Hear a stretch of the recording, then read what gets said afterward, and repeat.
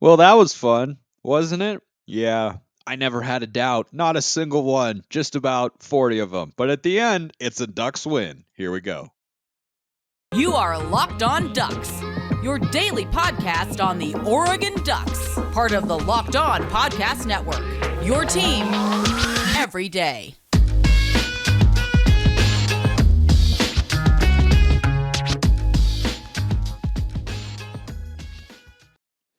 Oh, yes, it is that time once again for Locked On Ducks. I'm your host, Spencer McLaughlin, D1 play-by-play broadcaster and lifelong Oregon Ducks fan. Thanks for making this your first listen or your first view of the day, part of the Locked On Podcast Network, your number one source to stay up to date with the Ducks. So please continue to like, comment, subscribe wherever you're listening to or watching the show. Thanks to everybody out there who has done so already. I'd like to thank LinkedIn Jobs for being the official college football recruiting sponsor across the Locked On College Network. This episode is brought to you by LinkedIn Jobs, helping you find the candidates you want to talk to faster. Post your job for free at linkedin.com/lockedoncollege. Terms and conditions apply.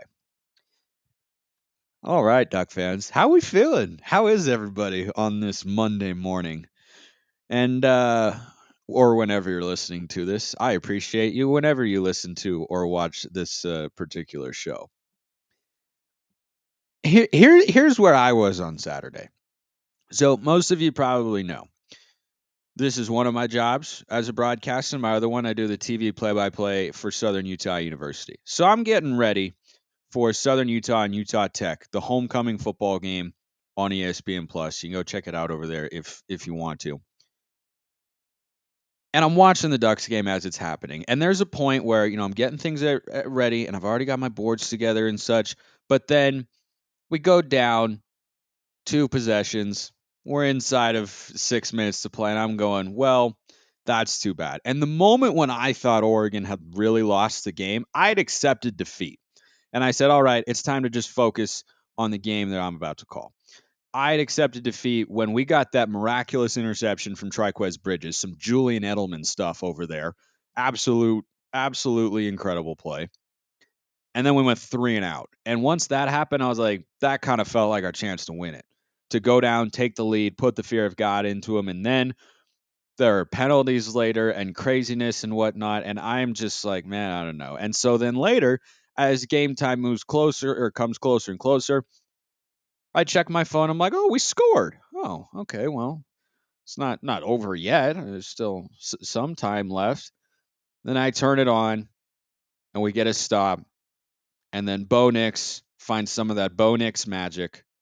Troy Franklin, I don't know if it's overstating things to say he's the best wide receiver I've ever seen come through the University of Oregon. It might be, but he looks like it right now.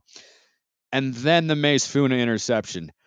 Let me tell you, Duck fans, I was right there with all of you. I am in a full suit and tie, right? Undershirt, button down, long sleeve, suit jacket, pants, the whole 9 yards. I am jumping around in the press box. I had fully accepted defeat. And I'm not someone who does that easily, but I was looking at it like, yeah, on the road, I don't see it. The moxie that this team, led by Bo Nix and company, showed was so impressive. I mean, I had to calm myself down before the game I was about to call it started. I had to breathe. I had to get some paper towels to get the sweat off my face. I was losing my mind. I cannot believe Oregon won this game. I thought they would going in. I thought they just needed to avoid the self inflicted wounds. They didn't. Went down in the red zone and just metaphorically fumbled the ball and literally turned it over once. It was so bad. And yet, this team, found a way to win the game. And that is really, really telling. Also, by the way, I think this is a fair assessment of myself. I have not been a Bo Nix hater. I've not been an avid Bo Nix defender. I'm giving him a chance as quarterback for the Oregon Ducks, not an infinitely extendable leash. But all you Bo Nix haters out there, you got to take the week off and go to Cancun because Bo Nix is a big reason why Oregon won that game. A career high 426 passing yards, the go ahead touchdown, other than the pick six, which was bad. And I'll get to that later in the show because I know you all want to hear me talk about that, and I have plenty of thoughts on it. But that after that interception, and even before that interception, Bo Nix was really good in this game, and we saw what he's capable of. And I think the most impressive part for Bo Nix, a guy who was seeking a fresh start coming to Oregon and is finding it so far with Kenny Dillingham, who's a first-time play caller, another theme of today's show, is he threw that interception and then he came back and won the game. And everybody else did their part too. Mace Funa did his part. Defense got a stop, gave it back to the offense. Troy Franklin was great. Kris Hutson, I thought he might be a breakout player going into the game, had his best game of the season. Lots of stuff went right. But you can't overlook how Bo Nix played in this game. You just can't. He made all the throws except for one. That was the only bad throw. And it was a really bad one. But he came back. And mentally, even for a fourth-year quarterback, when you're in a new situation like that, you're on the road, hostile environment up there in Pullman, fans are right on top of you. That's a tough thing to do. And he deserves credit for bouncing back, because if he didn't have command of the locker room before, I think he did. That's why he's the starting quarterback. I think he's developing chemistry with Troy Franklin, the likes of which we haven't seen between a quarterback and receiver since Justin Herbert and Dylan Mitchell, to the point where every time on third down, you're saying, all right, where's number 11? Anytime you need a big play, where's Bo going to get the ball to Troy Franklin on the field?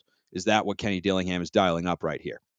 But to come back after the interception and to lead your team to stay poised with a first-year, first-time head coach, first-time play caller, that's an impressive win for the Ducks from an emotional standpoint. Let's get to the stuff onto the field. Individual standouts, most notably in this game. I would be remiss. I have always been honest with you, Duck fans. I always will be. It's the only way I know how to be as a sportscaster, is honest. Call it how I see it. I'll tell you when I'm wrong, but here I got to kind of toot my own horn a little bit. I said going into the game, here are some standout players or potential breakout players to watch for. Kris Hutson, best game of the year. DJ Johnson, bad penalty, 2 tackles for loss, and 2 sacks of Cam Ward, who nobody could seemingly tackle all game long up there in Pullman. Dante Thornton, only 1 catch, but set up a red zone opportunity with a 42-yarder, and that's the sort of big play presence that he brings on the outside. I only expect him to have more of those sorts of instances going forward.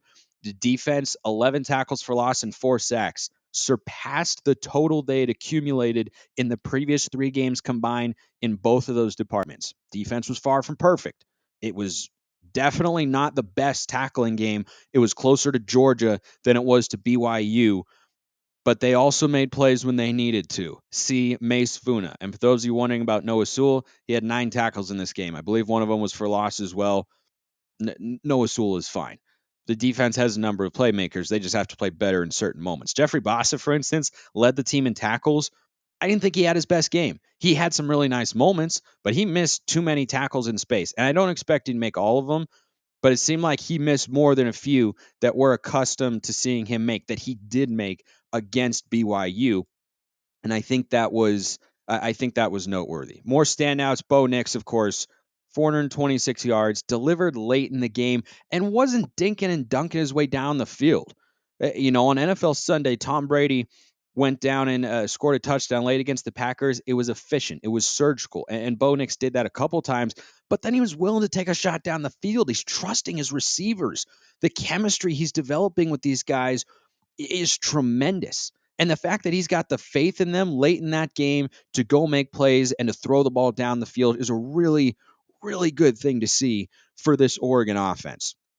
A couple more standouts I have to highlight there in that crazy, crazy game up in Pullman. It is a crazy, crazy place. But this episode is brought to you by LinkedIn Jobs. These days, every new potential hire can feel like a high stakes wager for your small business. You want to be 100% certain you have access to the best qualified candidates available. That's why you have to check out LinkedIn Jobs, helping you find the right people for your team faster and for free. Go to LinkedIn, post your job, add the purple hashtag hiring frame to your LinkedIn profile to spread the word that you are hiring. They have simple tools like screening questions that make it easy to focus on the candidates with the right skills so you can interview and hire the right person. LinkedIn Jobs helps you find the qualified candidates you want to talk to faster. Post your job for free at linkedin.com/lockedoncollege. That's linkedin.com/lockedoncollege to post your job for free. Terms and conditions apply. So back to the craziness in Pullman over the weekend, 44-41. If you bet the over, congratulations. If you bet Oregon to cover, I'm so sorry. It was Oregon minus 6.5. Over on Locked On Pac-12, I had him in my Pac-12 prime picks, and I'd written it off as well. That's going to be a loss this week. And then all of a sudden, the Ducks were up 10, and then all of a sudden, the Ducks were up 3. But that's the way it goes. That's why they call it gambling, not surefire money making. Troy Franklin, over 300 receiving yards in the last 2 games combined. And the way he's doing it is what is most impressive and encouraging for us. A true sophomore, and you hear about the sophomore leap that some players make, right? Things start to slow down for them a little. They understand the offense and the playbook better, develop a chemistry with the quarterback.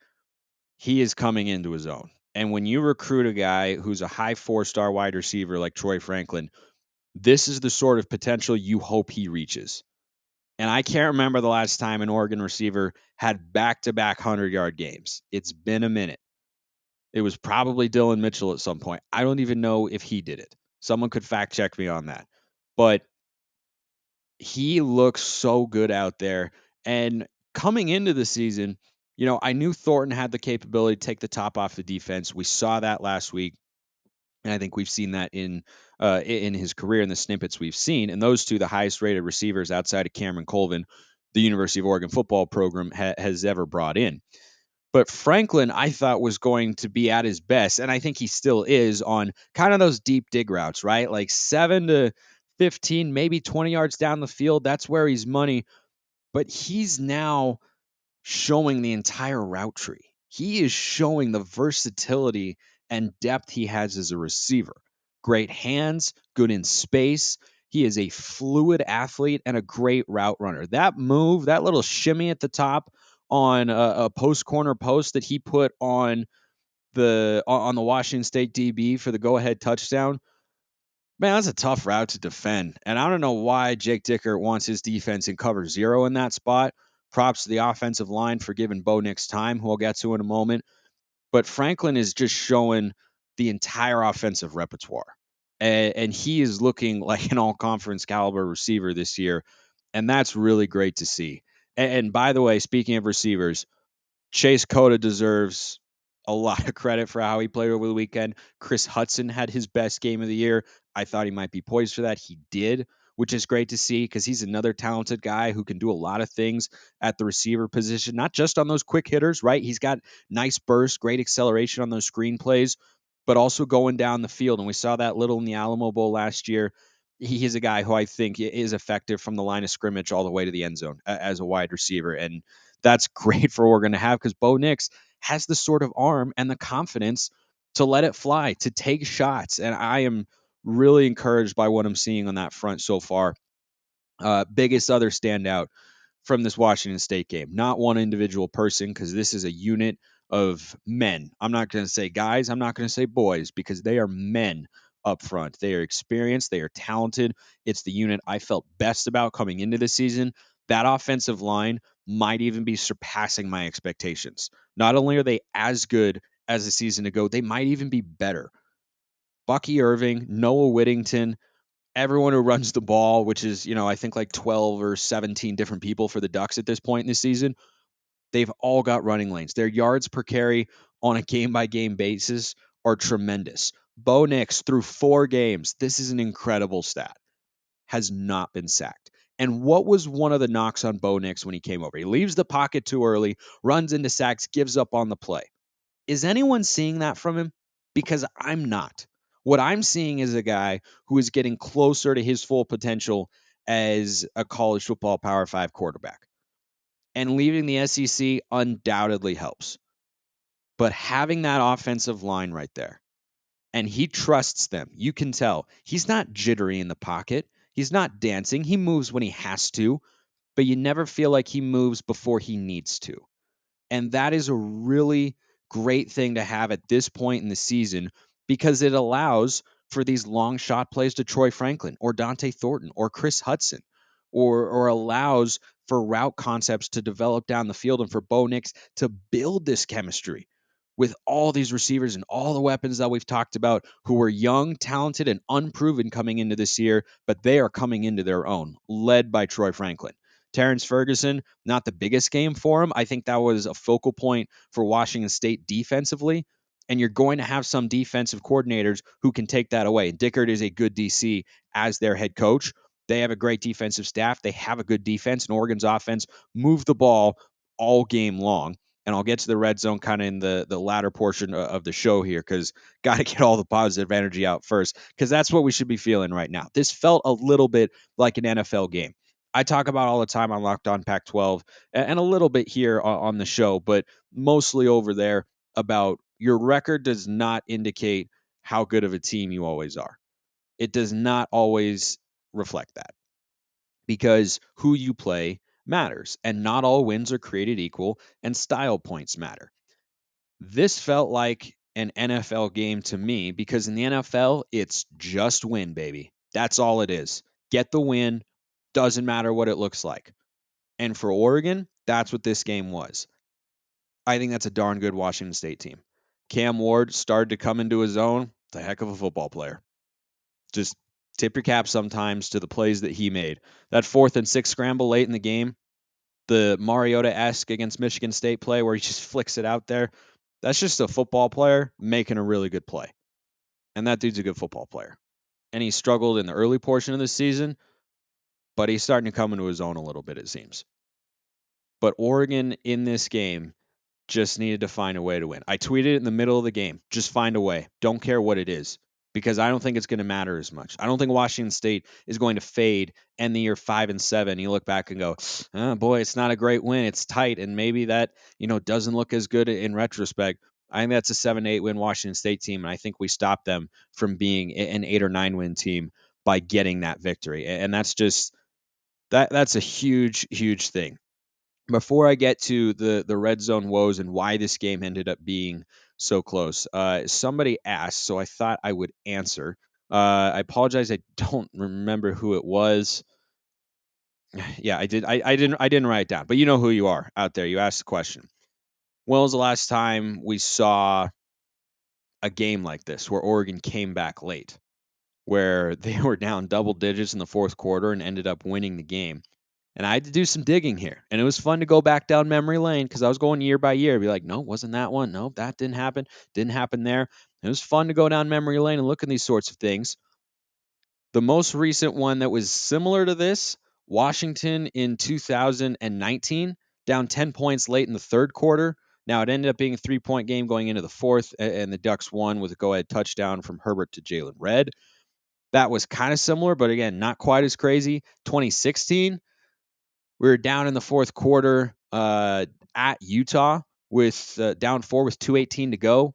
Last second touchdown, Justin Herbert to Darren Carrington. Again, worst season that I remember as an Oregon sports fan, but that moment, I remember it. It was pretty cool. It was like, wow, we upset the Utes. That was kind of fun. Hope this vibe doesn't last around the program for a long time. It was a program then. It's a program now. Don't worry, I remember. But, it was still a memorable play to be sure. I have to bring this up because it was similar, right? Didn't quite get there. USC 2011 down 38-27 in the fourth quarter.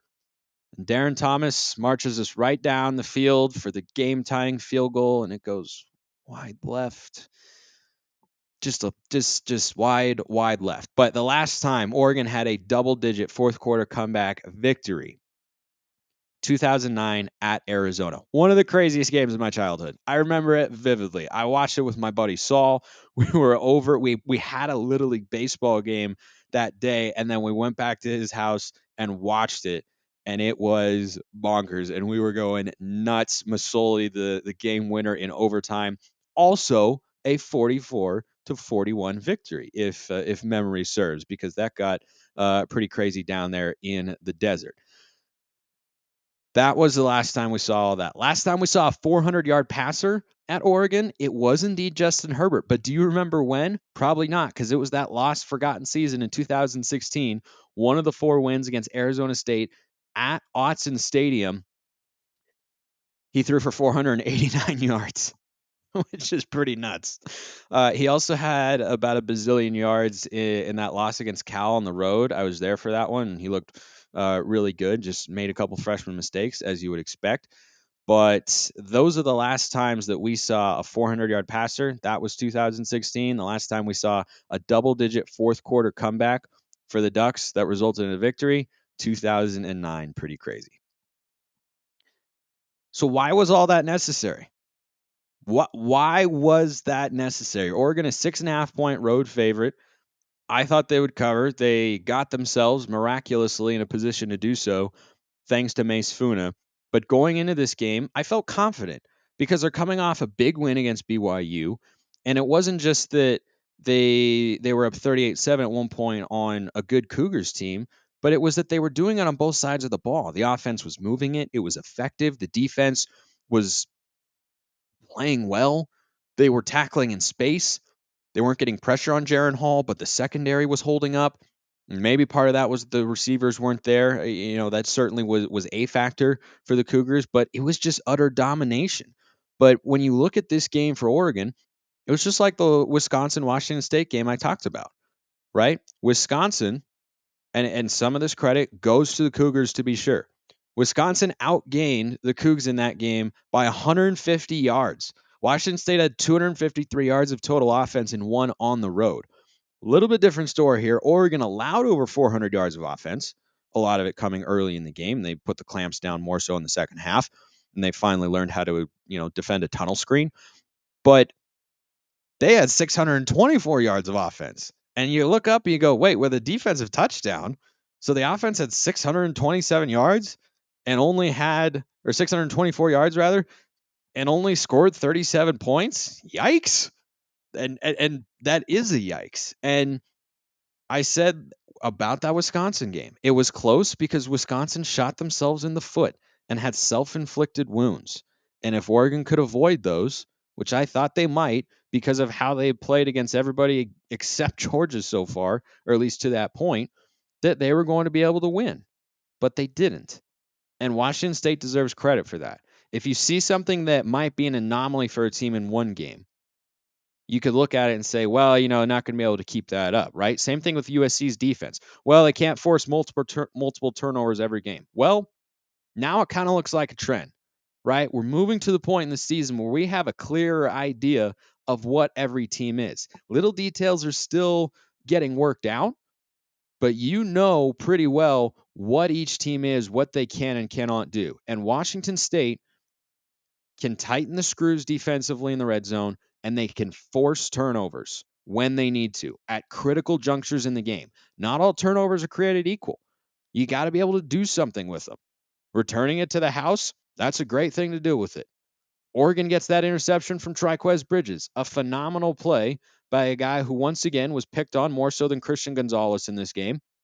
And that'll be a recurring theme this year, just the way it's going to be. It's what I'd do if I were an opposing team's quarterback. But what did Oregon do with it? 3 and out.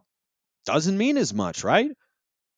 Then you're saying, wow, now we have to force another turnover. And Oregon ultimately was able to do that, thankfully. But 87 penalty yards in this game. That's got to be cleaned up. And a couple of them, Dan Lanning was hot at DJ Johnson. He should have been. Did I think it was targeting? No. I hope he doesn't have to sit for the first half of the Stanford game this week because he shouldn't. And that shouldn't be happening in college football anyway. I will take that opinion to my grave. You should not remove kids for a non-malicious targeting play, and you should not be suspending them for the first half of next week's game when they were not doing anything intentional to try to injure another player. It's just ridiculous. The NFL doesn't even eject guys for that. So they don't hold the professionals to that standard, but we're holding college kids to that standard. Riddle me that, Batman. Yeah, you can't because that's just completely illogical, but that's the NCAA for you. By the way, speaking of illogical, I think you all know what I'm just about to mention. I just every year we think refs have reached the lowest level, and then they bring in this concept of what if we just pretend that play didn't happen, and it benefited Oregon. They got like 6 yards out of it. That was pathetic. Like, what are you doing? How in the world does that happen? Just pops in my head. I had to share because I know we all felt that. Like, I'm sorry, what? What do you mean the punt didn't happen? I just watched it happen. We're just gonna say it didn't happen? Like, okay, that seems like a little bit of line I got from someone I used to work with in my first job out of college. Don't pee on my leg and tell me it's raining. Like, yeah, no, we messed it up. We're gonna go back, and the punt never happened. I'm like, well, okay. We can hit pause and rewind at home. I didn't know you could do it on the field, but I guess whatever floats your boat. But Oregon for the penalties, the discipline ones, the roughing the passer on Cam Ward, the unnecessary 87 penalty yards. You can't have that, right? That's not sustainable to continue to win. You got to be 50 yards or below. And Dan Lanning, I'm sure, knows that and wants to clean that sort of stuff up. But now let's get to the real self-inflicted wounds. And that was Oregon in the red zone. It was an abject disaster. And Washington State deserves about 40% of the credit because the Ducks ran that quarterback stink last week against BYU. Cougars couldn't stop it. Washington State saw that on film. They were ready for it. That Havoc defense blew it up. I didn't have an issue with that play call, right? It worked for us last week. Show us you can stop it. It's a tough play to stop. Washington State did. Okay. From there is where Kenny Dillingham has to be better. And I said this would be a theme of today's show, more a theme of this particular segment. We have to remember with both Dan Lanning and Kenny Dillingham, less so with Tosh Lupoy, who's calling the defensive plays. These are first-time guys in their specific roles. Kenny Dillingham has been an OC. He hasn't been the full-time play caller. He's learning on the job too. Dan Lanning hasn't been a head coach before. We haven't seen, gross mismanagement so far, but things like penalties, that comes back to coaching, right? That starts with a culture of discipline and accountability, and that starts at the top with Dan Lanning. You want to see those things improve, but with both of those guys, it is critical for us to remember as Duck fans, there are going to be growing pains. And I think Oregon's red zone performance on Saturday, which was a reason, maybe the only reason that Washington State had the lead at the half and, that carried over into the second, is Kenny Dillingham was not good in the red zone. He was great everywhere else. Got nothing else for him. Oregon ran the ball well, converted third downs, when they needed to. Bo Nix made plays, took shots. They were multiple. They were versatile. They were smart. They were clever with the throwback to Bo Nix from Bucky Irving. I liked a lot of things there. But right now, what I'm seeing from Dillingham is he's getting into the red zone and he's getting too cute. He wants to run plays where you pull a tight end and a backside lineman up into the hole, right? Run that counter action, block down, pull, and pin through. I don't love that in the red zone. Everything is condensed. The linebackers are closer to the line of scrimmage. The safeties are closer to the line of scrimmage, and everything happens faster.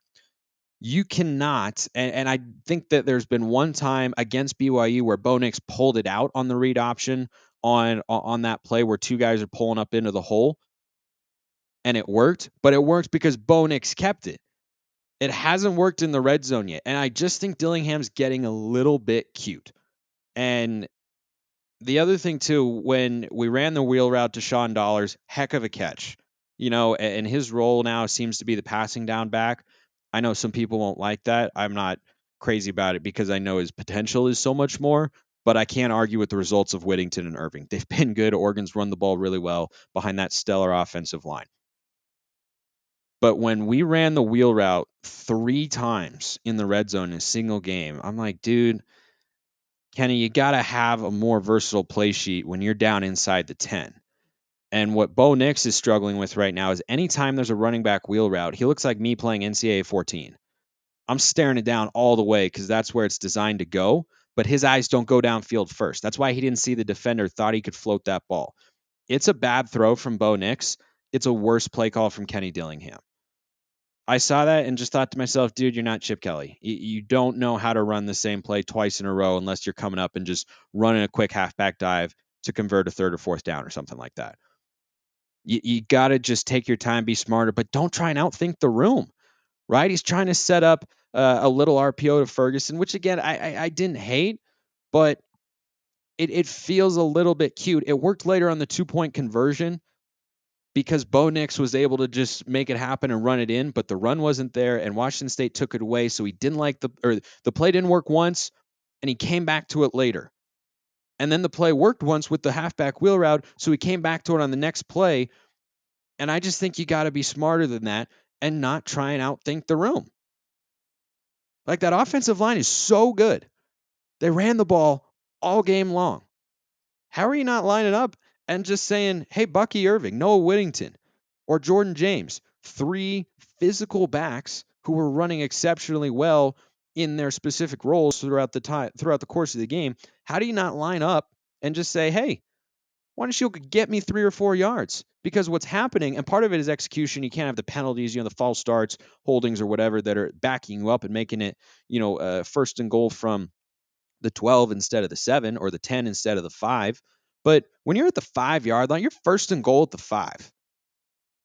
That first play, when you're running the ball like that over the course of the game, should be a prove it play to the Washington State defense. Like, we're running the ball down your throats. Put Maliki Matavao in the game, the best blocker Oregon has at the tight end position, and just give me a straight dive. I know it sounds boring, but guess what? When you're down in the red zone, you got to do what works. And what they showed in that game is what they were doing for the most part wasn't working. And the fact that the third wheel route to the running back resulted in a touchdown is not, to me, indicative that we should be coming back to that time and time again. Bucky Irving, Noah Whittington, Jordan James, all really good between the tackles. Got a great offensive line.